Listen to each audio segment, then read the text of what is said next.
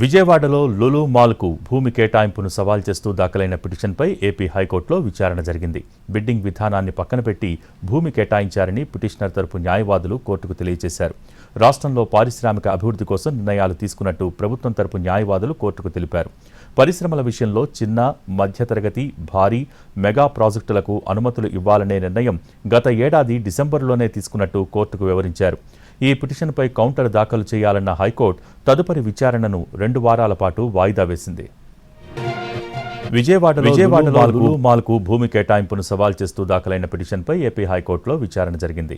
Bidding విధానాన్ని పక్కన పెట్టి భూమి కేటాయించారని పిటిషనర్ తరపు న్యాయవాదులు కోర్టుకు తెలిపారు. రాష్ట్రంలో పారిశ్రామిక అభివృద్ధి కోసం నిర్ణయాలు తీసుకున్నట్టు ప్రభుత్వం తరపు న్యాయవాదులు కోర్టుకు తెలియజేశారు. దీనికి సంబంధించి మరింత సమాచారం మా ప్రతినిధి శ్రీకాంత్ లైవ్ ద్వారా అందించేందుకు సిద్ధంగా ఉన్నారు. Srikanth, over to you.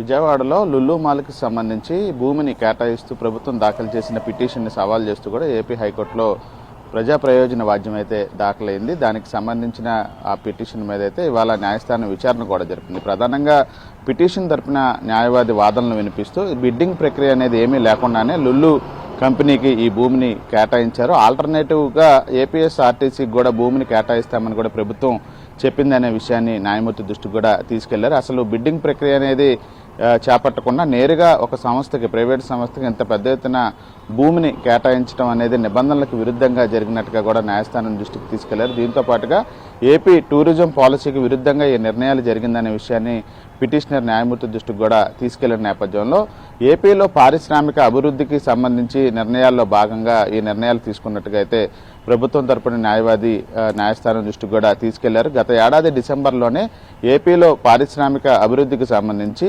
చిన్న, మధ్య తరహా, భారీ, మెగా ప్రాజెక్టులకి అనుమతులు ఇచ్చే విషయం మీద ఒక పాలసీ నిర్ణయం కూడా తీసుకున్నామని, దీనికి సంబంధించి పూర్తి నిర్ణయాలు అదేవిధంగా ప్రభుత్వ పాలసీకి సంబంధించిన అంశాలతో కూడినటువంటి వివరాలను కోర్టుకి తెలియజేస్తామని ప్రభుత్వం తరపున న్యాయవాది చెప్పిన నేపథ్యంలో కౌంటర్ దాఖలు చేయాలని ప్రభుత్వానికి ఆదేశిస్తూ తదుపరి విచారణని 2 వారాలకి వాయిదా వేస్తూ అయితే న్యాయమూర్తి ఆదేశాలు ఇవ్వడం అయితే జరిగింది. భోగి. Thank you Srikanth.